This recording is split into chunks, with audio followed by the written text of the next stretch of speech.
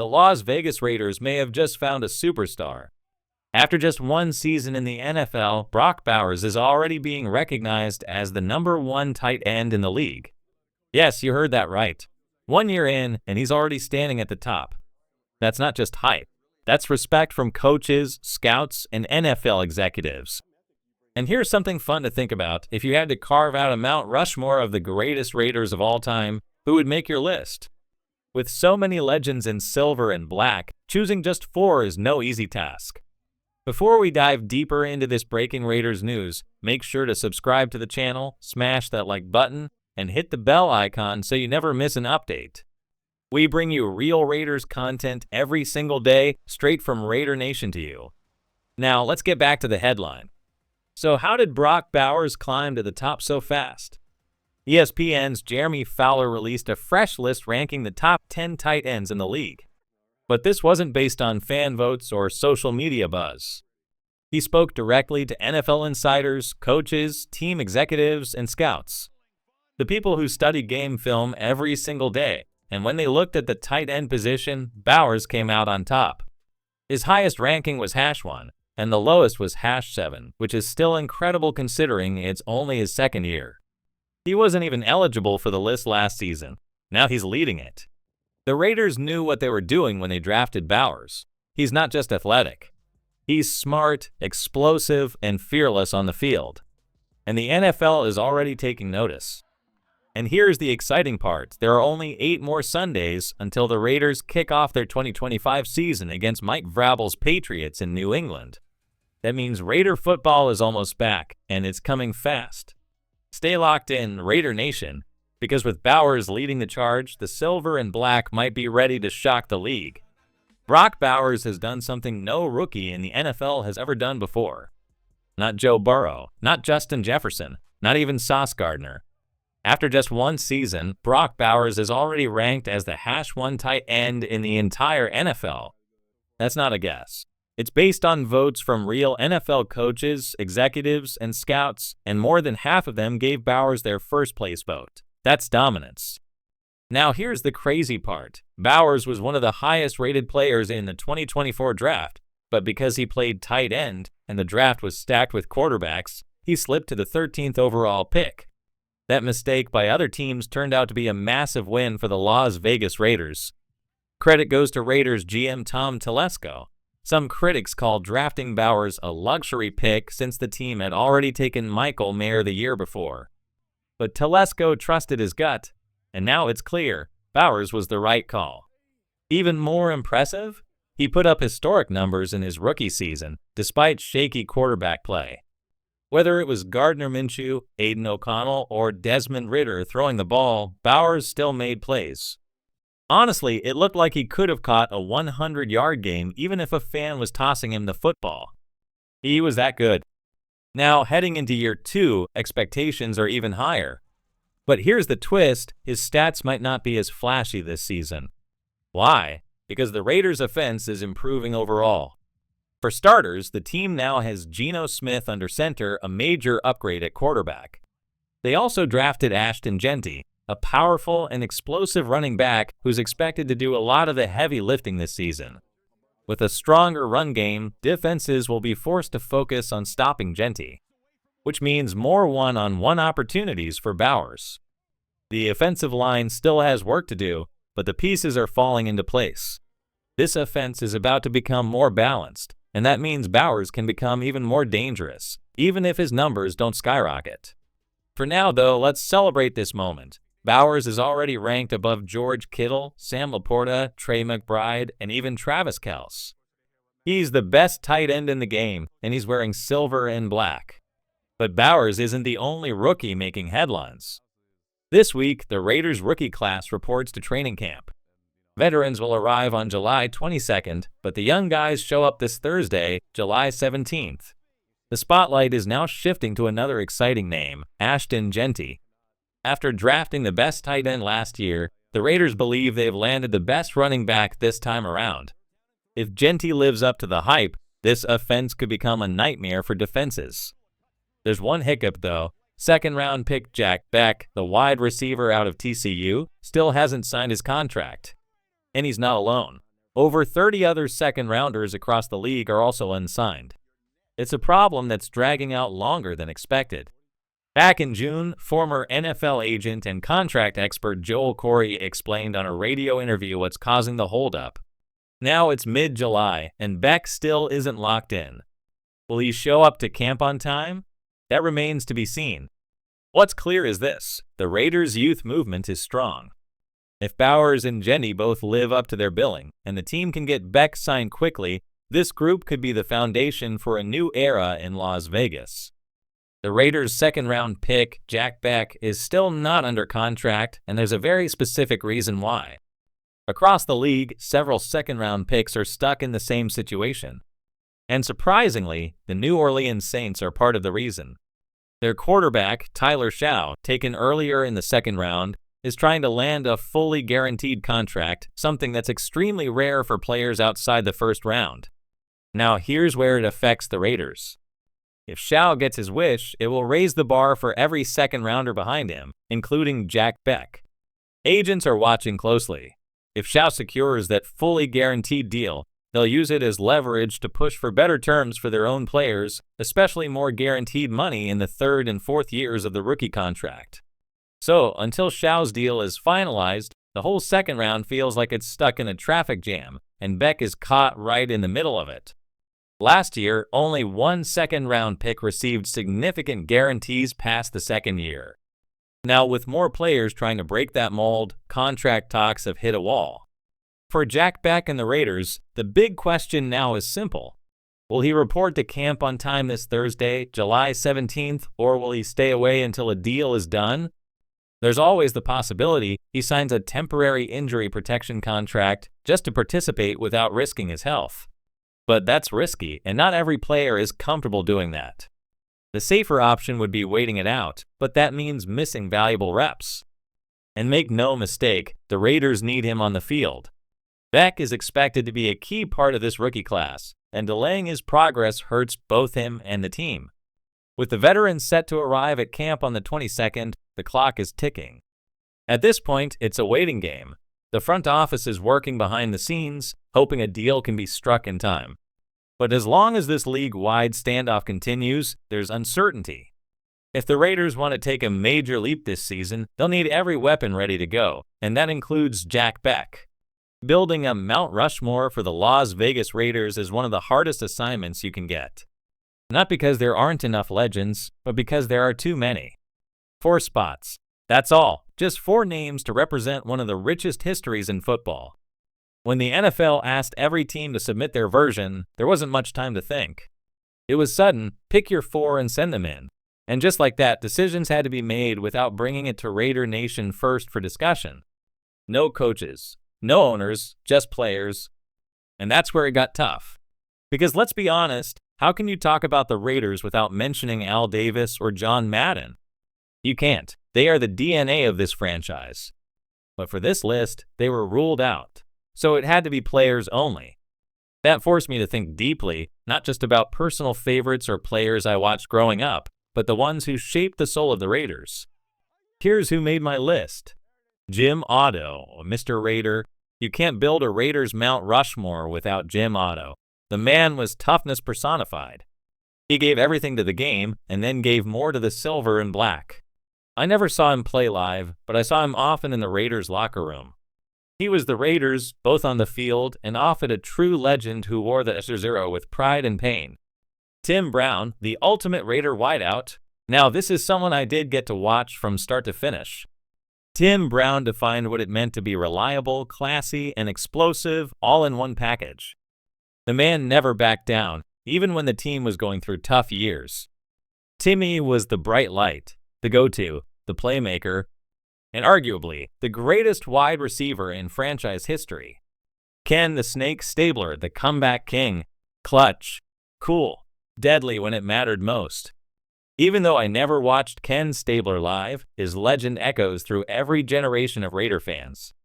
The comebacks, the big moments, the swagger, he had it all. Just ask John Madden, who said if he could choose one quarterback for a final drive, he'd pick the Snake. That says everything. Sadly, Stabler didn't live to see his Hall of Fame induction, and when I visited his locker in Canton, something stood out. There was no Raiders gear inside. No silver and black, just Alabama and Houston Oilers memorabilia. Whether that was by family choice or oversight, I'm not sure. But it felt like a missing piece in the Raider legacy. Marcus Allen, the iconic backfield force. The final spot? It goes to Marcus Allen. Smooth, powerful, historic. Allen wasn't just one of the greatest Raiders of all time, he's one of the greatest running backs in NFL history. His Super Bowl run? Legendary. His highlight reel? Endless. For years, Allen carried this team on his shoulders, and for that, he belongs on the mountain. Picking just 4 players means leaving out dozens of other deserving names. Freddie Biletnikoff, Howie Long, Gene Upshaw, Art Shell, and so many more. But if you ask me who best represents the legacy, culture, and greatness of Raider football, Otto, Brown, Stabler, and Allen are my 4. That's my Mount Rushmore. Let's see yours. Now I'll be honest, including Marcus Allen in my Raiders, Mount Rushmore wasn't an easy choice. Yes, he's one of the greatest running backs in NFL history. Yes, his Super Bowl performances are etched into silver and black legend. But I also remember the tough times when he left for the Kansas City Chiefs, and even worse, when he scored his 100th career touchdown against the Raiders. That moment stung. So yeah, there was hesitation. But greatness is greatness, and Allen's impact on the Raiders can't be denied. I also seriously considered Charles Woodson. In fact, he was my favorite Raider ever. A complete warrior on the field and a leader in the locker room. But again, there were only 4 spots, and Woodson's biggest career achievements, like his Defensive Player of the Year award and Super Bowl win, came during his time with the Green Bay Packers. That made the decision even harder. The truth is, narrowing down a list of legends in an organization like the Raiders is almost impossible. You've got guys like Freddie Biletnikoff, George Blanda, Cliff Branch, Willie Brown, Dave Casper, and Howie Long, all giants in their own right. And yes, legends like Al Davis, John Madden, Tom Flores, and Ray Guy were ruled out because this list had to be only players. That's the beauty and the challenge of being part of a franchise with such deep roots in NFL history. The past is full of legends, but now it's time to start building the future. Because here's the hard truth. Since Charles Woodson, the Raiders haven't had a true Hall of Fame caliber player spend the majority of their career in silver and black. And that's a problem. Sure, Khalil Mack might eventually get the call to Canton, but he didn't spend most of his career with the Raiders. And while he was dominant here, the second half of his story is still being written elsewhere. Maxx Crosby might be the closest thing the Raiders have right now. His motor, leadership, and production are undeniable, but he's still writing his story, and greatness takes time and consistency. Brock Bowers, a phenomenal rookie year, already ranked the top tight end in the league. But we don't put players in Canton after one season. He has a long road ahead. Ashton Jeanty? If he turns into the next LaDainian Tomlinson, then yes, maybe someday. But we're far from that point. Right now, the Hall of Fame legacy of the Raiders rests almost entirely on names from the past. And while honoring those names is important, the franchise needs new legends to rise. The Raiders have had enough of what used to be. It's time to build a team that makes today matter just as much as yesterday. So to answer the question, was my Mount Rushmore perfect? Maybe not. But it was balanced, respectful of history, and real. I chose Jim Otto, Tim Brown, Ken Stabler, and Marcus Allen, not just for what they did, but for what they meant. Would you have picked different names? Only 4 spots. 1 franchise. Endless greatness. That's the challenge. And that's the pride of being a Raider. And finally, we heard from a fired-up fan ready to witness the silver and black under the bright lights. Spokane Raider says he's making the journey to Allegiant Stadium for the Monday night showdown against the Cowboys. It'll be his first time inside the Death Star, and like any true Raider fan, he's counting the days. His excitement reflects what a lot of the nation is feeling, hope, but also frustration. The Raiders haven't just missed the playoffs. They've barely been in the conversation. The last appearance was in 2021, and that was a wild card exit. Before that, a brief flash in 2016, a what-if season shattered by Derek Carr's injury. Now it's 2025, and the question echoes louder than ever. Is this the year the Raiders break the cycle? It's been years of watching other AFC West teams make deep runs, while Vegas watched from the outside. Last year, 3 AFC West teams, Chiefs, Chargers, and Broncos, all punched their ticket to the postseason. That's a strong showing, on paper. But Spokane Raider pointed out what many missed. None of them delivered when it counted. The Chargers fizzled out early. The Broncos' playoff spark died fast. And even the Chiefs, kings of the conference, were humbled in the Super Bowl. Just making the playoffs isn't the goal. Winning matters. And the Raiders haven't done nearly enough of it. Still, there's reason to believe change is coming. Pete Carroll brings a championship resume, a defensive edge, and the kind of leadership this franchise has lacked. Will year 1 be the breakout? Maybe. If not, it better be year 2. What matters most is that the culture finally feels like it's shifting. And while the rest of the AFC West might not take massive steps backward, Vegas is no longer going to be a pushover. They got swept in the division last season, a painful stat. But don't expect that to repeat. This team looks more physical, more focused, and far more competitive. Now shifting gears, let's talk about a text that sparked a heated debate from Mike in the Texas Hill Country. Mike had a strong message: stop chasing veteran wide receivers. He says the Raiders already have their guy, Jakobi Meyers. Mike made his case. Meyers moves the chains, he blocks, and he doesn't drop the ball. He's not flashy, but he's reliable, a grinder, a tone setter. And in a room full of young receivers, that's the kind of leadership that matters. Mike even went a step further, slamming the idea of bringing back Amari Cooper. Before Lincoln Kennedy's recent comments, he was a no. Now he's a hell no. And you know what? He's not wrong. Amari Cooper was talented, no doubt, but he never looked like a guy obsessed with greatness. He ran crisp routes, but didn't fight for extra yards. He made catches, but didn't carry that fire you see in elite receivers. There's a difference between loving football and just loving the lifestyle. Cooper always felt like the latter. For a team under Pete Carroll's command, effort and attitude matter as much as ability.